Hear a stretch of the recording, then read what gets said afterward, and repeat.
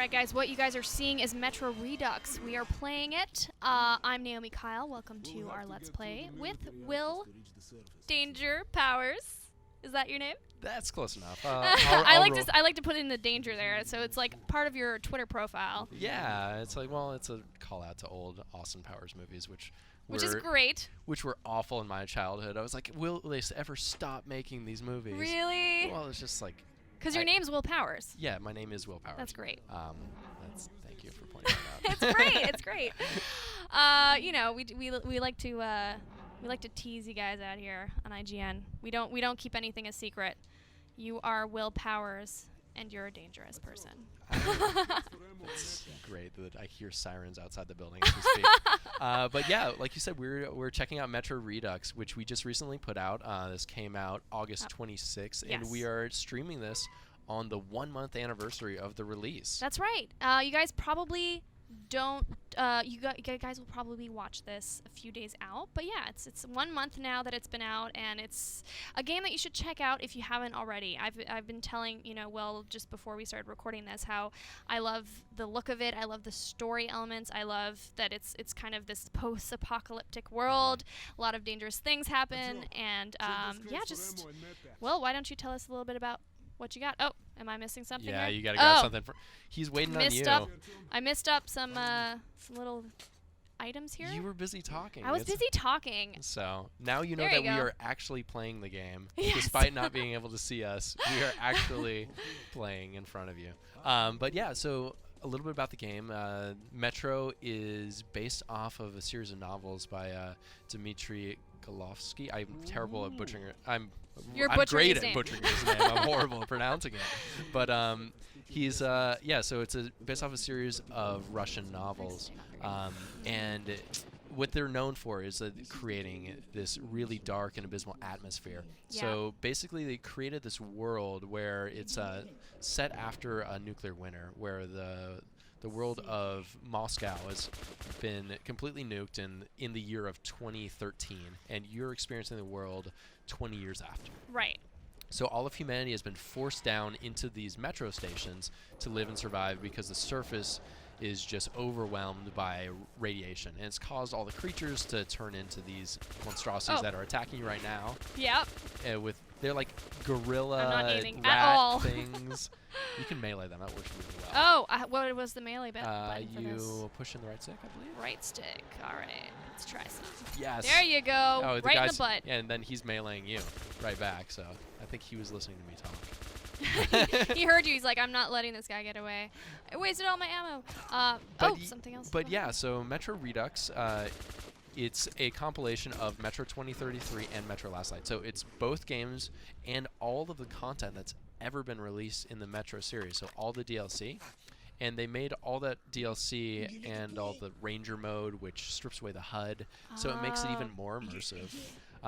They made that applicable to both games. Oh, great. So there's actually a little bit of new content here because there's weapons that were previously only in the DLC is available for use in the story mode now. Great. And because they actually didn't just slap a new coat of paint on the 2033, they actually rebuilt the entire game on a brand new engine. They were able to do things that they weren't able to do previously. Okay.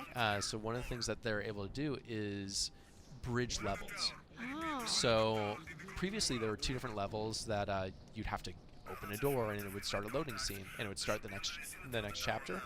Now they've been able to connect those 2, and they actually built a couple new environments and interactions with enemies where those cutscenes would have happened. Oh, so that it just makes it a smoother experience. Exactly. And you continue playing versus taking a break. Yeah. That's great.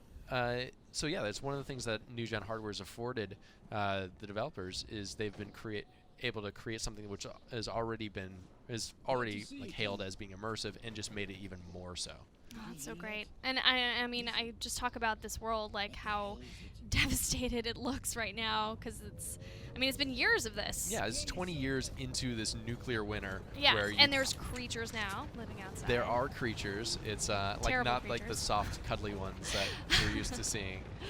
But yeah, they're frightening. Like there's a pack, a herd of trampling mutants that. Yeah, and see, you were talking about atmosphere. This sets you up very well because you're kind of seeing this thing go by and you're like, I have to kill all these creatures now. Right.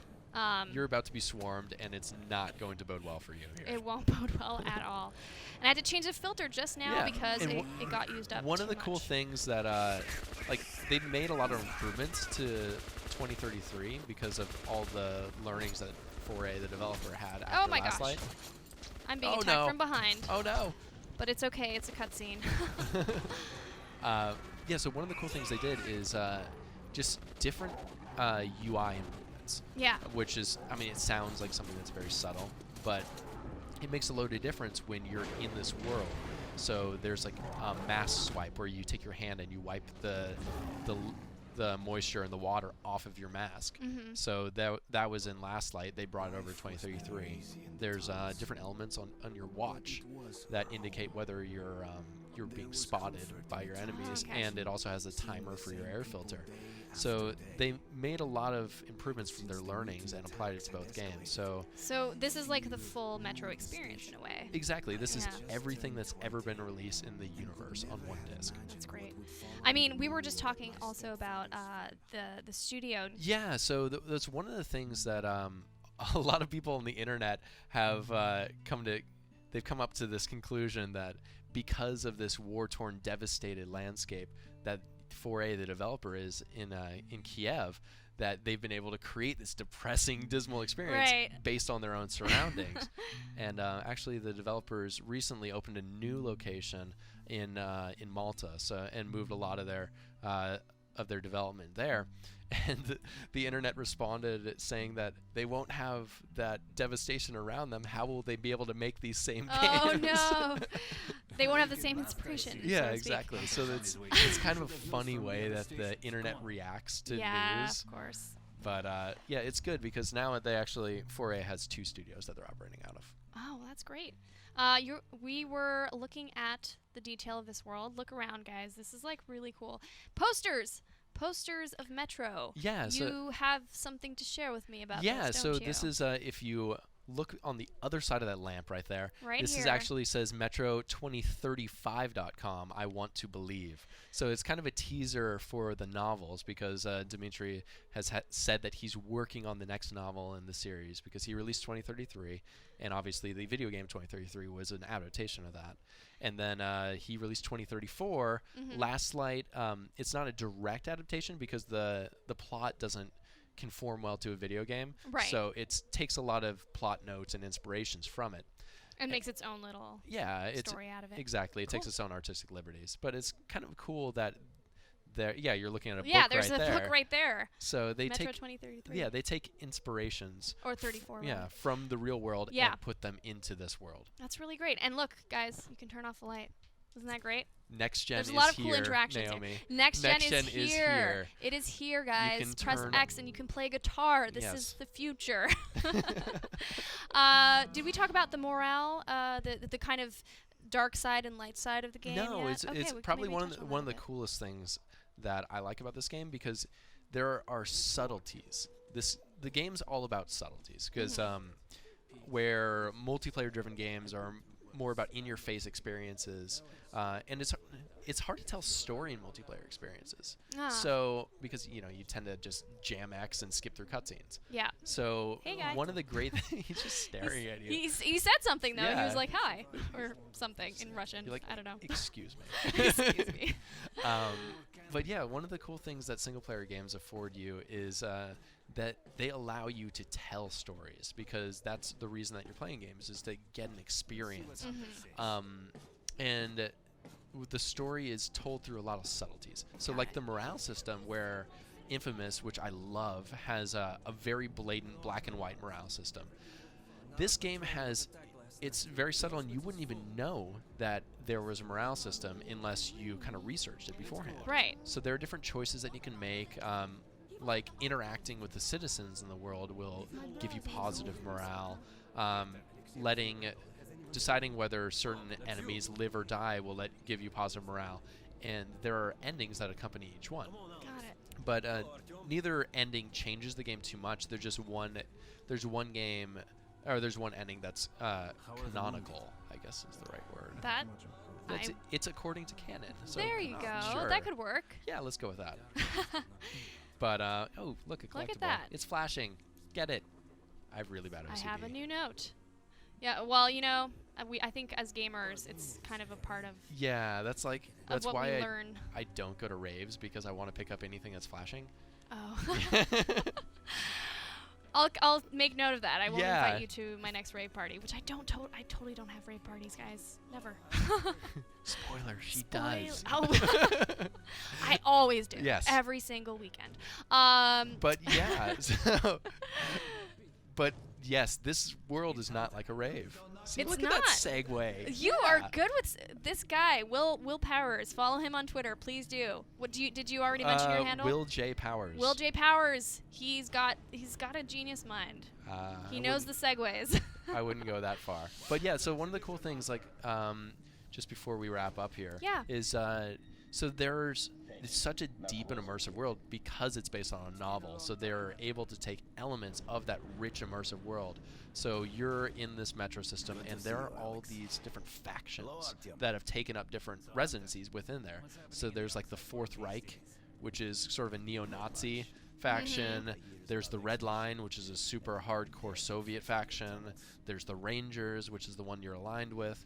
So there's all these different ones fighting for power, fighting in this world where they're just trying to get any sort of scrap or Right. semblance of prosperity that they can grasp at. So it's really, I wouldn't want to say it's a fun game because it's like this dismal, dark experience, Right. but it really is. And it's such a great experience, especially to show off the new hardware that you guys got. I agree. I was just about to mention how good it looks. Yeah, that's one of the things that 4A, the developer, did a great job at. The visual fidelity of this is just incredible.